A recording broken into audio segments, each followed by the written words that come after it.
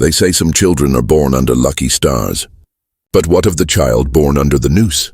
In the cursed village of Greywick, where the gallows cast its shadow on the earth, a baby drew his first breath beneath the hanging bodies of his parents.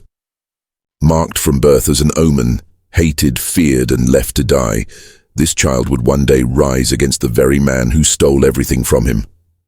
This is the haunting tale of Elias, the orphan of the gallows. The boy grew among whispers and shadows. At the orphanage, he was given the name Elias, though most never called him that. To the caretakers and the other children, he was simply the gallows brat. Meals were scarce for all the orphans, but for Elias, they were crueler still. The caretakers often handed him the smallest scraps, as though keeping him half-starved might keep the supposed curse from spreading. At night, when the fire in the hearth burned low, the other children huddled together for warmth, while Elias was left alone in the corner, clutching a ragged blanket. He learned silence early, for every sound he made brought scorn. If he cried, he was mocked. If he laughed, he was beaten. The only companions he found were the shadows in the rafters, the stray cats that slipped through the orphanage door, and the memories of a lullaby he imagined his mother might have sung, though he had never heard her voice. And yet, Elias did not break. By the age of 7, his eyes carried a fire that unsettled the adults. They would slap him for daring to meet their gaze, but still he looked back. There was something unyielding in him, as though the gallows that cursed his birth had also forged his spirit in iron. One autumn day, while the villagers prepared for the harvest festival, Elias wandered too close to the town square.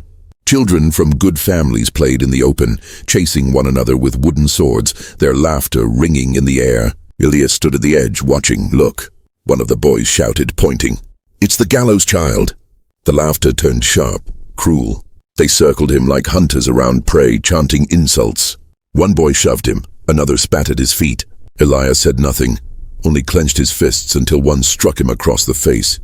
Something in him snapped. Elias lunged, tackling the boy to the ground. His fists swung wildly, his small body moving with the ferocity of someone who had fought his whole life to exist.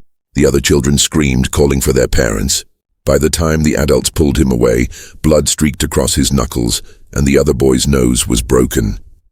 The punishment was swift. Elias was dragged before the sheriff, the same man who had once ordered his life to be spared. The sheriff studied him with a smirk that didn't quite hide his unease. "See?" the man said to the gathered villagers. "Born of the gallows, raised by death. Violence is in his blood. He'll bring ruin one day." From that moment, Elias's place in Greywick was sealed. He was no longer just an unwanted orphan. He was a threat. But inside the boy's heart, the spark of defiance only grew brighter. He did not believe he was cursed. He did not believe his parents were the monsters the villagers claimed. Deep down, a question haunted him, burning like a secret flame. Who were they really? And why had they been hanged? By the time Elias reached his 12th year, he had grown tall and wiry, his body hardened by hunger and fists, his spirit sharpened by scorn. The village still saw him as an omen of ruin, but within him burned a relentless need to know who he truly was. One stormy evening, while the other children slept in the orphanage dormitory, Elias crept through the old storeroom. It was there, hidden beneath crates of spoiled grain, that he found a forgotten chest. Inside lay tattered records, parchments that smelled of damp wood and dust. By candlelight, his eyes widened as he traced the inked words. It was his parents. Their names were written plainly: Rowan and Elira. Next to them were charges of treason, theft, and crimes against the crown. Elias's heart pounded. The villagers had always spat out the word criminal when speaking of them, but here the list felt too neat, too convenient. He read the final line: sentenced to death by order of Sheriff Garrick of Greywick, the very same sheriff who had let him live. Elias's fists trembled around the parchment. Why would the sheriff, who had condemned his parents, spare their child? The question sank into him like a blade. He folded the record carefully and hid it beneath his thin mattress. That night, sleep would not come. In the days that followed, Elias's hunger for answers only grew. He began listening at doors, slipping through alleys, and hiding behind barrels in the market square. He learned to move like a shadow, to hear what others thought he was too cursed to understand. One evening he overheard two guards drinking outside the tavern. Rowan and Elias, eh? One slurred. They weren't traitors. Everyone knew that. Careful with your tongue, the other warned, glancing around. Sheriff Garrick had reason enough. Said they were stirring the people, speaking against the taxes, calling him a thief. Aye, the first muttered bitterly. And what is he if not that? Rowan was a blacksmith, Elias a healer. They gave to the poor more than they kept for themselves. People loved them, and Garrick couldn't stand it. So he found his excuse. Elias's blood ran cold. His parents, his true parents, were not villains, but good people silenced by greed. That night, beneath the orphanage's broken roof, Elias lay awake staring at the stars. The truth was heavy, but it was also fire in his veins. His parents had been murdered, and their honor stolen. He would not let the world remember them as traitors. But the sheriff was powerful, the villagers blind with fear. What could one orphan, hated and unwanted, ever hope to do? And yet, Elias clenched his fists. He had survived beatings, hunger, and loneliness. He had been born beneath the gallows, and still he lived. If fate had marked him as cursed, then he would turn that curse into a weapon. From that night forward, Elias made a vow. One day the truth would be known, and Sheriff Garrick would answer for the blood he had spilled. Years passed, and Elias's vow burned like an ember he never let die. By 16, he had grown lean but strong, his body carved from hard labor and nights spent training in secret. While the other orphans wasted away, Elias taught himself.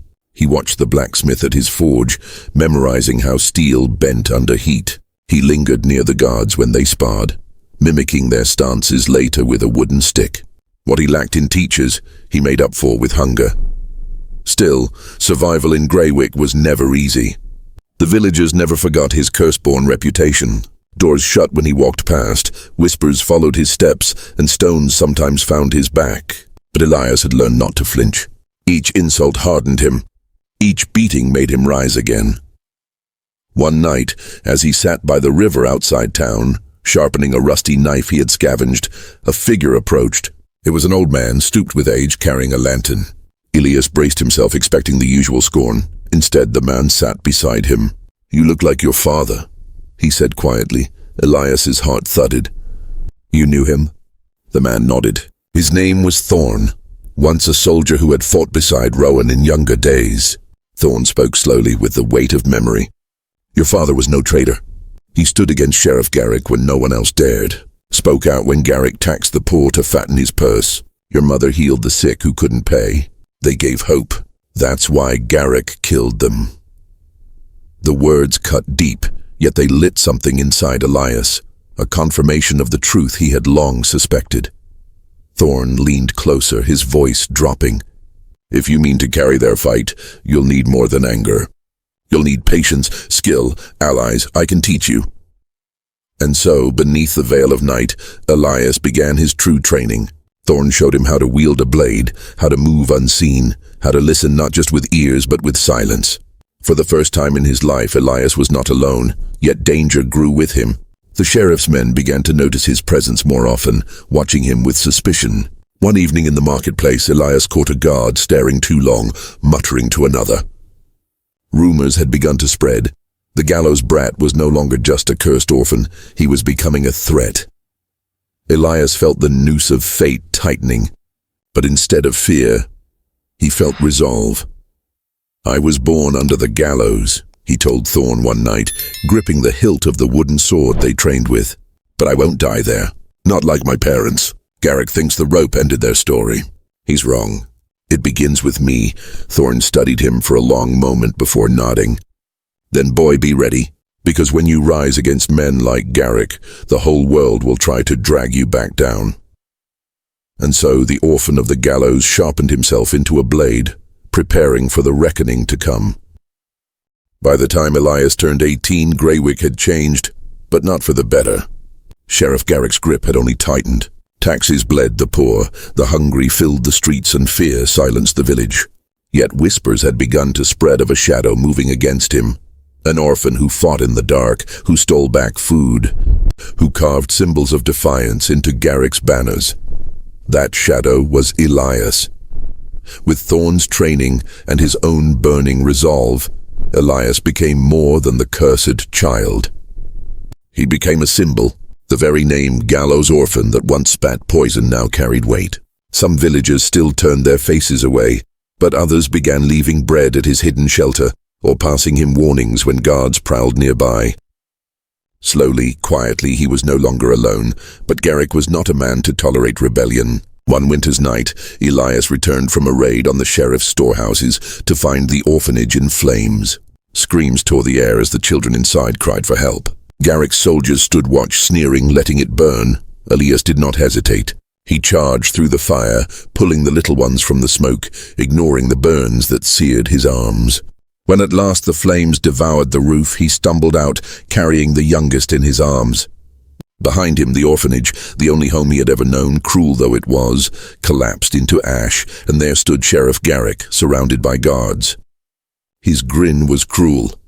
"You should have died with them," Garrick spat. "Your parents, and now you. A weed born under the rope will only strangle the garden." Elias set the child down, his eyes never leaving Garrick's. "My parents gave hope," he said, voice hoarse but steady. "You killed them because you feared it. Tonight, that fear ends." Steel rang as Garrick drew his sword. The guards closed in, but the villagers had gathered now, men, women, even children drawn by the fire and the cries. They did not scatter this time. They stayed, watching, waiting. Elias stepped forward, blade in hand. He and Garrick clashed beneath the burning sky. The sheriff was larger, stronger, trained in war, but Elias was faster, every strike fueled by years of hunger, pain, and defiance. The fight was brutal, steel against steel, blood against blood. At last, Garrick raised his blade for a killing blow, but Elias slipped beneath it and drove his knife into the man's chest. The sheriff staggered, eyes wide with disbelief. Before collapsing to the dirt, silence fell. Then, for the first time in his life, Elias heard cheers, not jeers, not whispers of curses, but voices rising in his name. The villagers surrounded him, not as outcasts, but as kin. The Gallows Orphan had broken his fate. Elias stood over Garrick's fallen body, chest heaving. He was no longer the cursed child, no longer the boy left beneath the noose. He was a survivor, a fighter, and the heir to his parents' hope. And as dawn broke over Greywick, Elias whispered to the wind, "Mother, Father, your story lives on, through me." From the shadows of the gallows to the light of freedom, Elias carried not just his own pain, but the hope his parents died for. His life was a curse, they said, but he turned it into a weapon. Sheriff Garrick's rope could silence voices, but it could not kill truth. And so the boy, once born beneath death's shadow, became the very spark that lit a village's fire. Remember this, even in the darkest places, hope can be born, and no rope is strong enough to hang it.